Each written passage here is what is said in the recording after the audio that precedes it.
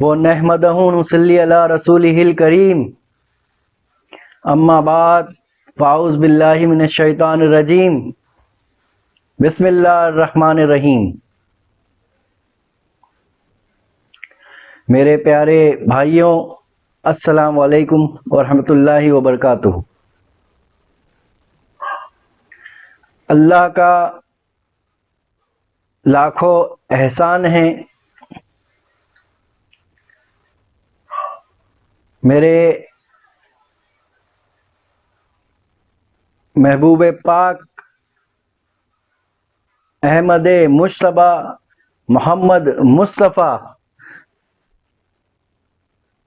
صلی اللہ تعالی علیہ وسلم کا کروڑوں احسان ہے۔ میرے پیر طریقت کا احسان ہے، ان کی نظر عنایت ہے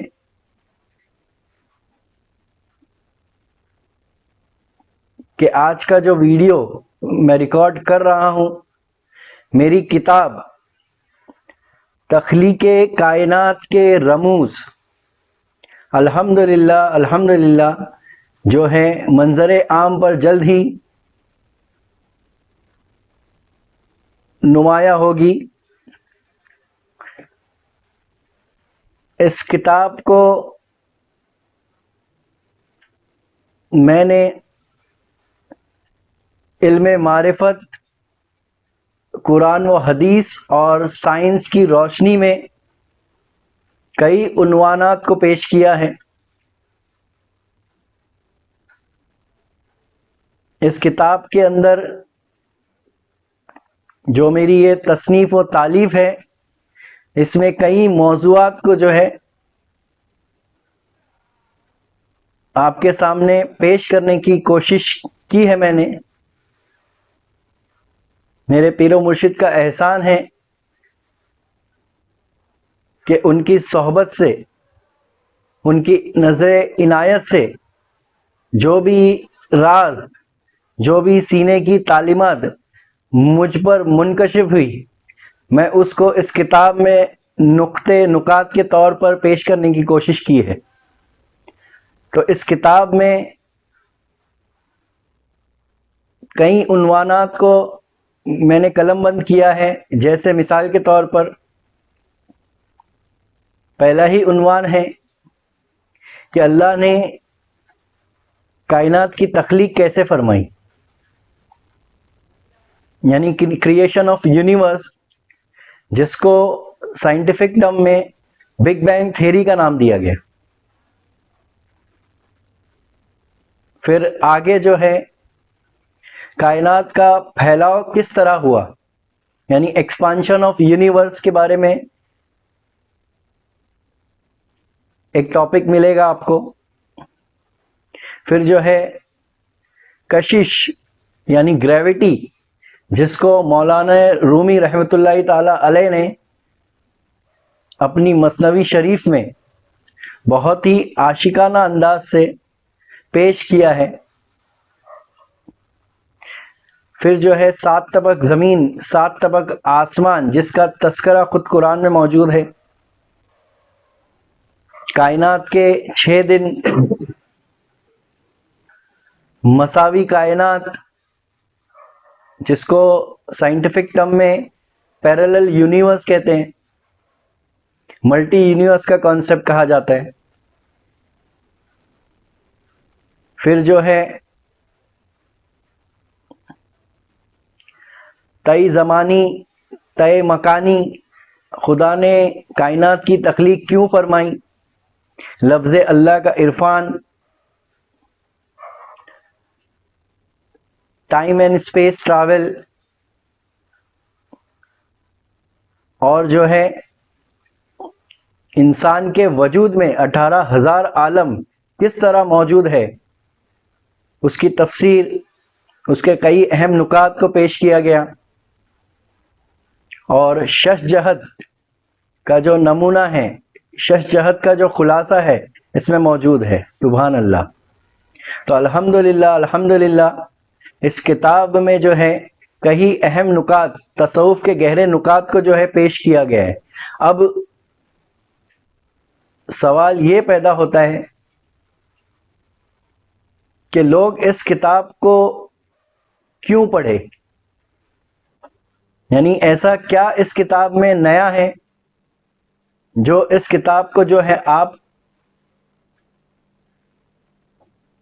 جو ہے نظر ثانی کرے، یعنی اس کتاب کو پڑھیں؟ تو اس سے پہلے بھی ان موضوعات پر جو ہے کئی عالمان دین جو ہیں، مفکرین ہیں، سائنسداں ہیں، پروفیسرز ہیں یونیورسٹیز کے ڈفرنٹ، اس ٹاپک پر جو ہے قلم بند کر چکے ہیں. لیکن اس کتاب میں جو ایک الگ پہلو ہے، جیسے مثال کے طور پر سرکار دو جہاں صلی اللہ تعالی علیہ وسلم کیا فرماتے ہیں کہ ہر چیز کے دو پہلو ہیں، ہر چیز کا دیکھنے کا نظریہ ہوتا ہے، ایک ظاہر ہوتا ہے اور ایک اس کا باطن ہوتا ہے. تو لوگوں نے آج تک ظاہری پہلوؤں کو تو بیان کیا، جس کے تعلق سے اللہ تعالیٰ قرآن میں فرماتا ہے کہ میں اپنی جو نشانیاں ہیں آفاق میں بھی دکھاؤں گا اور انفاس میں بھی دکھاتا ہوں. آفاق سے مراد ظاہر اور انفاس سے مراد خود اپنے وجود کے اندر، خود اپنی نفسوں میں، خود باطن میں. تو جو ہے اس کتاب کے اندر ایک جو دوسرا زاویہ ہے جو ہم سے چھپا ہوا تھا، جس سے ہم بے بہرا تھے، جس سے ہماری سمجھ جو تھی آج تک، جو عقل ناقص جس کو کہا جاتا ہے، تو عقل ناقص آج تک کیا دیکھ رہی تھی؟ تو ظاہر کو دیکھ رہی تھی، اپنے سے جدا دیکھ رہی تھی، اپنے سے ہٹ کر دیکھ رہی تھی. جیسے مثال کے طور پر ایک زاویہ ہوتا ہے نا دیکھنے کا، 45 ڈگری، 90 ڈگری، 180 ڈگری. لیکن یہ زاویہ ابھی مکمل نہیں ہوا. زاویہ کب مکمل ہوگا؟ جب اس 180 ڈگری کے اندر 180 ڈگری کو ملا دیا جائے گا، تو ایک سائیکل جو ہے وہ کمپلیٹ ہوتی ہے، ایک دائرہ کمپلیٹ ہوتا ہے، تب جا کر وہ 360 ڈگری کہلاتا ہے. تو ابھی جو آپ کی آنکھ ہے، یعنی جو اس کے پیچھے دیکھنے والی سمجھ ہے، فہم ہے، یعنی جو دماغ ہے، وہ کیا ہے؟ تو وہ ناقص ہے، انکمپلیٹ ہے. تو ہمارا جو نظریہ ہے، ہماری جو سوچ ہے، ہمارا جو فہم ہے، وہ کیا ہے؟ 90 ڈگری ہے، کسی کا 45 ڈگری ہے، کسی کا 180 ڈگری ہے.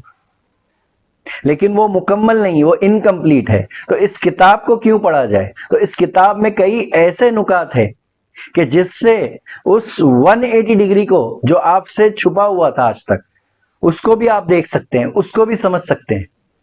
تو ایسے کئی گہرے نکات کو پیش کیا گیا ہے الحمدللہ.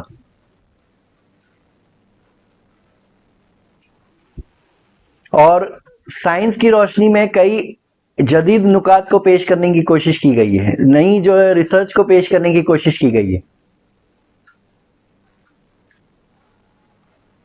اب جو دوسری بات آتی ہے جو سب سے اہم ہے کہ یہ کتاب لکھنے کے پیچھے مقصد کیا تھا، یعنی یہ خیال کہاں سے آیا؟ اس کتاب کو لکھنے کے پیچھے کیا خیال تھا؟ یعنی کیا آیا ذہن میں، کیا منکشف ہوا، کیوں منکشف ہوا، کیسے منکشف ہوا، آخر اس کے پیچھے کیا ہے؟ تو جب میں نے اپنے پیرو مرشد کی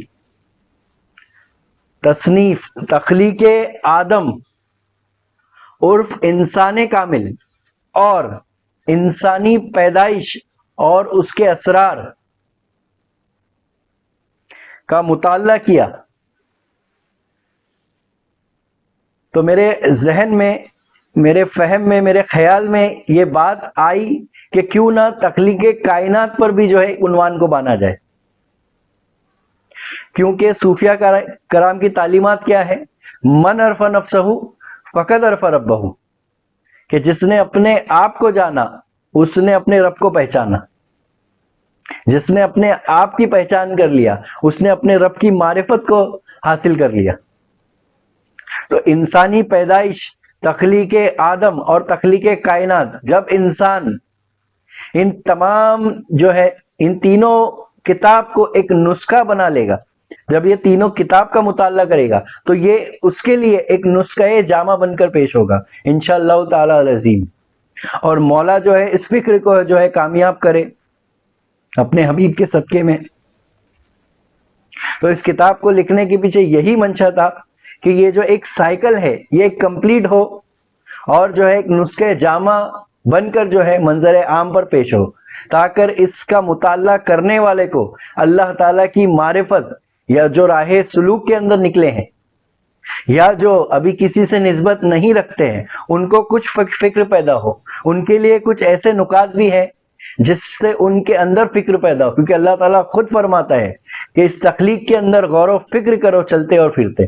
اللہ تعالیٰ خود قرآن میں یہ فرماتا ہے کہ کائنات کی تخلیق کے اندر، انسان کی تخلیق کے اندر، انسان کی پیدائش کے اندر چلتے پھرتے اٹھتے بیٹھتے جاگتے آپ جو ہے غور و فکر کرو۔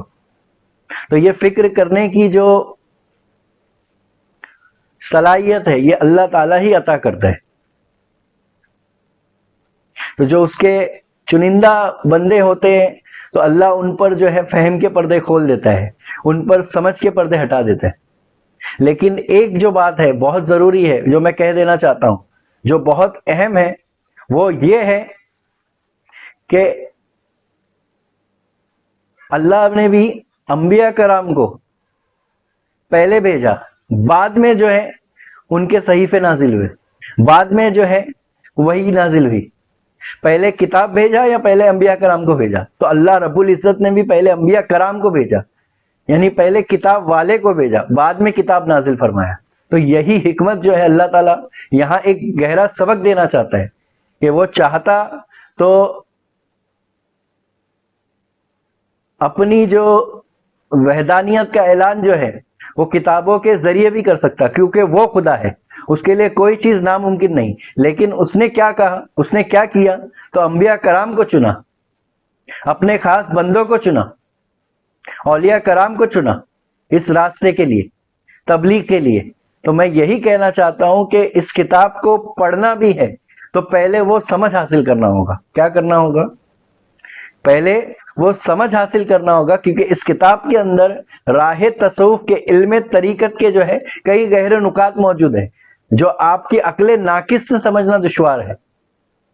تو اسی لیے میں کہتا ہوں کہ کسی پیر کامل کی جو ہے صحبت اختیار کیجئے۔ میں یہ نہیں کہتا کہ آپ بیعت ہو جائیے، میں یہ کہنا چاہتا ہوں کہ آپ ان کی صحبت میں جائیے، ان سے جو ہے یہ جو بھی آپ کی جو سمجھ میں نکات نہیں آ رہے آپ ان سے پوچھیے، ادبن طور پر جو ہے جستجو ہے اگر اندر تو ادبن طور پہ آپ پوچھ سکتے ہیں کسی پیر طریقت کی بارگاہ میں جا کر کہ حضرت جو ہے یہ نقطہ مجھے سمجھ میں نہیں آیا، کیا آپ سمجھا سکتے ہیں؟ تو جب آپ کی سمجھ جو ہے سمجھ میں آنے لگے گا تو آپ بیعت کیجئے، بیعت کا مقصد اگر سمجھ میں آ جائے تو آپ بیعت کیجئے۔ اس کے بعد جب آپ مطالعہ کرو گے تو پہلے کی سمجھ اور ابھی کی سمجھ میں بہت فرق ہوگا، اور یہ میں تجربے کے ساتھ کہہ رہا ہوں۔ کیا کہہ رہا ہوں؟ یہ تمام باتیں جو ہیں، یہ تمام کتابوں میں بھی جو کچھ نکات کو ڈالا گیا ہے، صوفیہ کرام کی ایک خاص تعلیم ہے، وہ ہے کہ ماننے کے بعد جاننا، ماننے کے بعد جاننا، یعنی تحقیق کرنا اس کے اوپر، تحقیق کے بعد تصدیق کا مقام ہے، اور تصدیق کے بعد جو ہے مطمئنہ کا مقام ہے۔ یہ یاد رکھنا، پہلی سیڑھی علم، دوسری سیڑھی عمل، تیسری سیڑھی تحقیق کرنا، تحقیق کے بعد جو ہے تصدیق کا مقام ہے، اور تصدیق کے بعد جو ہے نفس مطمئنہ کا مقام ہے۔ یہ ضرور یاد رکھنا میری بات۔ تو میں یہ کہنا چاہتا ہوں بہر کیف کہ اس کتاب کو بھی اگر کسی کی سمجھ سے سمجھا جائے تو وہ آپ کی سمجھ میں کچھ اور ہی سمجھ ہوگی، اگر آپ اپنی عقل ناقص سے سمجھیں گے تو ہو سکتا ہے کہ آپ کو جو ہے اس کتاب کے اندر جو کئی ایسے نکات ہیں گہرے جو آپ کو بظاہر جو ہے شریعت کے خلاف نظر آتے ہوں گے، لیکن وہ حقیقت میں شریعت کے خلاف نہیں ہوتے۔ ان کے جو لکھنے کا مقصد ہے، جو سمجھانے کا مقصد ہے، وہ کسی پیر کامل سے سمجھ لے تو بہتر ہے۔ تو یہ خاکسار نہ تو عالم ہے نہ تو معلم ہے، یہ علم طریقت، راہ طریقت کا ایک ادنا سا طالب علم ہے۔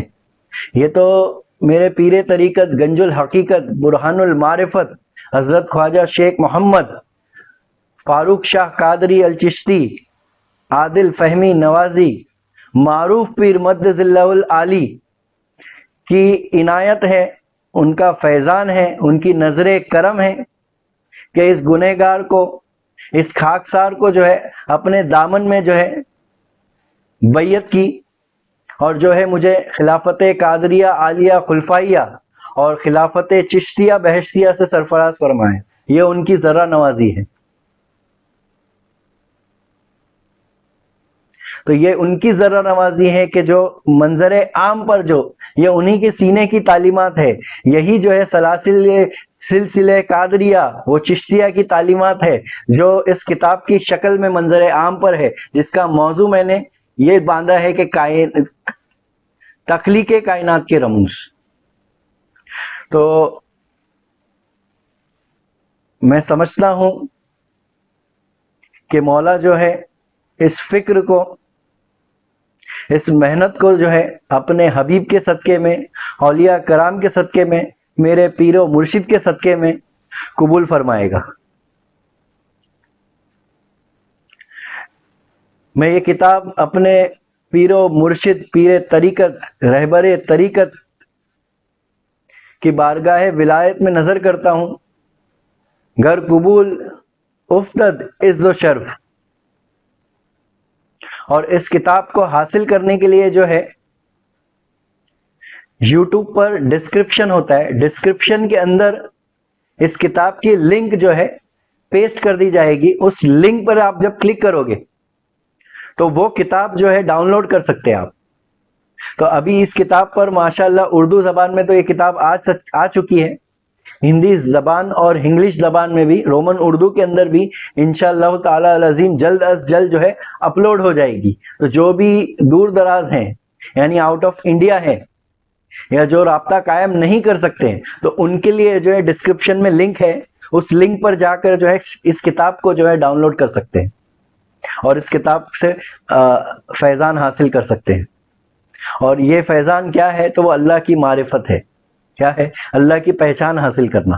ہمارا مقصد کیا ہے؟ اللہ کی پہچان حاصل کرنا، خود کی پہچان حاصل کرنا. تو مولا جو ہے اس فکر کو، اس محنت کو جو ہے اپنے حبیب کے صدقے میں جو ہے، میرے پیر کامل کے صدقے میں جو ہے ضرور قبول فرمائے گا. اور اگر اس میں کچھ غلطیاں ہوں تو میں اللہ کی بارگاہ میں جو ہے ہاتھ اٹھا کر دعا کرتا ہوں کہ اپنے پیارے حبیب کے صدقے میں ان غلطیوں کو جو ہے معاف فرمائیں، اور اس کتاب سے جو ہے زیادہ سے زیادہ جو ہے لوگ فیض یابی حاصل کریں. وما علینا والا البلاغ.